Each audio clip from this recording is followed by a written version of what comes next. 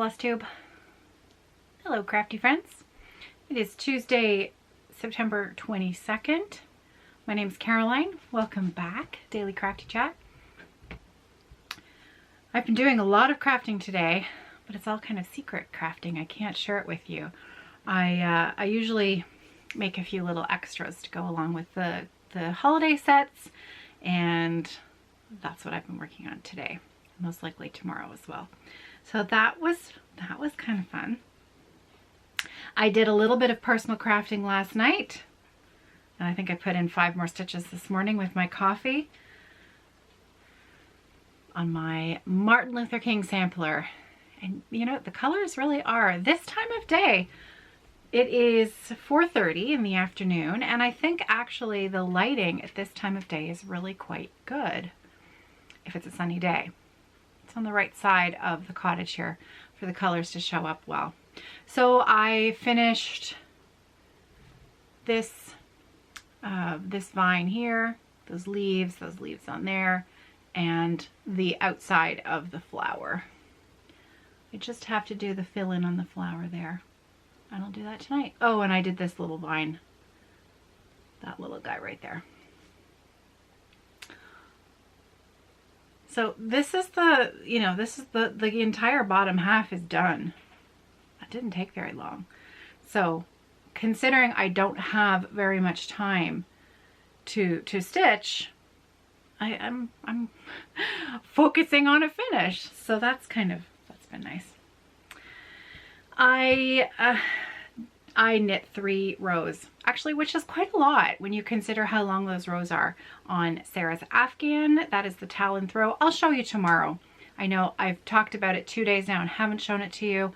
The pattern is the Talon throw by Brooklyn Tweed. It is the large gray Afghan that I've been sharing here many times. That's very cabled all across the rows, and I just, in this kind of weather, knitting on those kinds of projects is really a pleasure, because the weight of the Afghan sits in your lap and keeps you nice and cozy and warm, and the feel of the wool in my hands is always nice. Well, I'm thinking about it because I have the card here in front of me. I have already edited in the Whip Parade for the end of today's video. And I had been saving an email from, many of you will remember Jan, and I joke about Jan a little bit in that I call her my twin out in Nova Scotia, because Jan was working on the Martin Luther King sampler at the same time that I started mine, and I had started mine on the right side, and I think she had started hers on the left side, and she'd done up one side and I'd done up the other, and they were kind of mirror images of each other, so that's why we call each other twins. But of course Jan finished the stitching on hers well before I did, and completely FFO'd it into this beautiful project. Well, anyways, Jan had sent me a gift in the mail, and I have shared this before, but you know, these special things, I think they bear repeating, don't you think?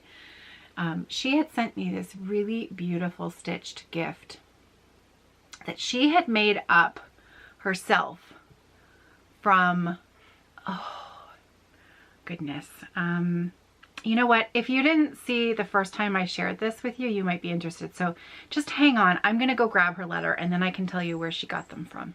Okay, so basically the idea for what Jan made came from an Eat, Stitch, Sleep needle book from Just Cross Stitch, the Just Cross Stitch magazine. But Jan doesn't say which issue, but it was really just the basic idea, and Jan sort of ran with the idea of a needle book that said Eat, Stitch, and Sleep. And so Jan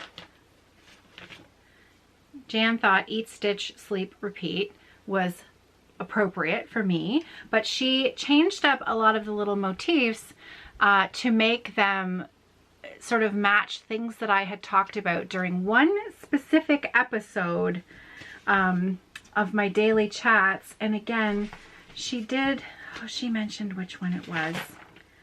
Sorry, I'm trying to... Jan is a wonderful letter writer, and she wrote me a really newsy letter, June 20th. So my video from June 20th, I talked about lots of different little things, and Jan incorporated them into this really sweet stitch. So I talked about a rabbit that was on my lawn, living in my hedge, and the book club for the cross stitchers who read. Nicholas, he likes to eat craft dinner, so I'm constantly making KD. And once again, I always have to explain what KD is. It's macaroni and cheese. We call it craft dinner in Canada. It's just ubiquitous. We know it is KD. We make and eat craft dinner macaroni and cheese. This is a little motif from Pandemic, the Long Dog Sampler pattern that came out that is all the rage. And she put our initials here. There's a big J for my John, and two teeny little, there's an S and an N for Sarah and Nicholas. And it was just really, really, and there's my coffee cup, and she put a green heart in there.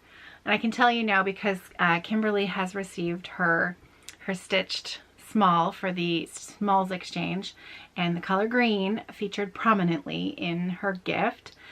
We are revealing those gifts this weekend, because this weekend would have been the Stitch North Cross Stitch Retreat weekend up here in Ontario, Canada. Brampton, to be specific.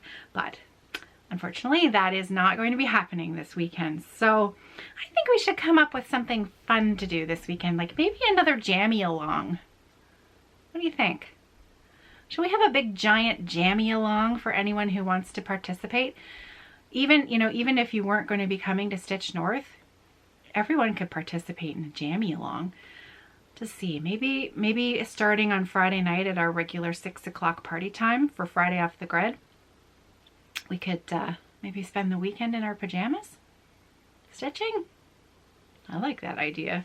That sounds good to me.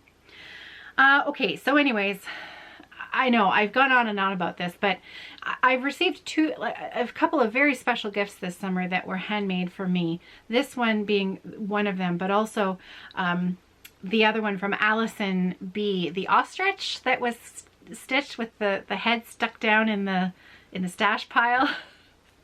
And they mean a lot to me that these two women took this time to make these for me. So I'm going to show them off at every chance that I get. But anyways, the reason why I was talking about Jan is because she had sent me an email shortly after I had initially talked about her gift, because the card that Jan had sent with me, it's just, I love this card. It's so beautiful. And I talked about the artist who drew the card, as her name is Marjolaine Bastien. Bastien. I think it's Bastin. Marjolaine Bastin. Anyways, the copyright on this artwork is 1997, and I had quite a few people write to me and say, oh, she has cross stitch designs, she has cross stitch patterns out. And sure enough, Jan had stitched one of them. So she sent me a photo of a Marjolaine pattern that she had stitched, and I have included it in today's whip parade. So when you get to the end, if you wait for it, I've got all the information, because of course Jan hadn't sent me the name of the pattern. I had to do a little Google search this morning, and I just had to find out the name of it. So I searched up the name of it and I put all of the information in, and it just so happens that kit is still available for sale, should you need to know that. But it's a lovely, lovely stitched piece, and so wait for that in the end. As always, all of the pieces in the whip parade are just so much fun. So thank you. It's been really nice to start those back up again. I can tell I'm probably going to be having a few issues with the focusing on my face today, but I don't have time to re-record this, and we're going to just go with it. So if I'm fuzzy for the whole video, well, my apologies. Keep your eyes on your stitching. Stitch faster. Okay, so then I showed you the card and the stitched piece again. remember I had mentioned last week I was getting back into my teaching schedule. my teaching schedule. I have one student remaining, and he is working towards his grade 7 Royal Conservatory flute certificate examination. I don't know whether, in fact, actually he is going to be able to do this examination anytime soon, what with the world being the way that it is. However, routine is good, and you know, learning sometimes for the sake of learning is also of great value in itself. And I enjoy teaching him so much. He's a wonderful, wonderful student, great kid, and being able to come back after the summer, and even though it's video conferencing, being able to chat with him again and check in on a weekly basis is really nice. We could not meet last week. I had to cancel last week, so we decided to make today our first official start back lesson, and it was a success, as I knew it would. It was really nice to get in touch with him again. And Nicholas, his first bassoon lesson, his first video conferenced bassoon lesson last week was also canceled because his teacher works at the university, and it was the first week of classes for many of his students, and I think there were a few technology glitches last week, and so his poor teacher was a little frazzled by the time we got to Nicholas's lesson time. And so I said, you know, how about we just, you know, take a step back, and we'll take this week as a bit of breathing space, and we'll see you next week. So he has his first lesson tonight in about an hour. So I love listening to his bassoon lesson. It is one of my favorite things. Sarah played the oboe in high school, and both my kids are quite good at their instrument.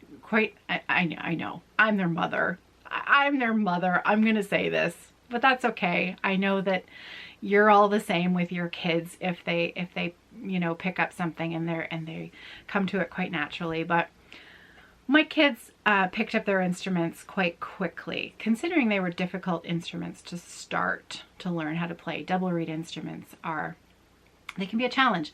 However, they had amazing teachers from day one. Right from day one, their teachers were wonderful, providing them with, you know, great quality reeds that were a great introduction to playing their instruments. And I love listening to his lesson because his teacher is so enthusiastic, and being able to sit in the other room and kind of just not barge into the lesson, but just have it kind of in the background while I'm working away on something else. So I disconnect from any podcasts or audiobooks, and I just kind of sit quietly and knit, or, you know, do something else, and I listen to his lesson. I love it. So that starts back up tonight, so I'm kind of excited about that. And we are having the very gourmet beans and wieners for dinner tonight. That's going to be the dinner. Beans on toast. So we usually, you know, it's one of those nights where it's fast, it's easy, and we can be done and cleaned up in no time at all, and moving on to our other evening activities. So I know there are those of you out there who are probably thinking, but we like it, so it's easy and inexpensive, and you know. So if you needed an idea for dinner and you've got a can in your cupboard, there you go. You're welcome. I just helped you with your dinner plans. Anyway, that's it for me today. I better get a move on. I need to get Nicholas sorted out with his dinner, his gourmet dinner, before he gets started setting up for his bassoon lesson. And I've got the whip parade already edited in for today. It's all ready to go. So on that note, I will leave you today. Wish you a happy stitching evening, and I'll check in tomorrow. Take care, everybody.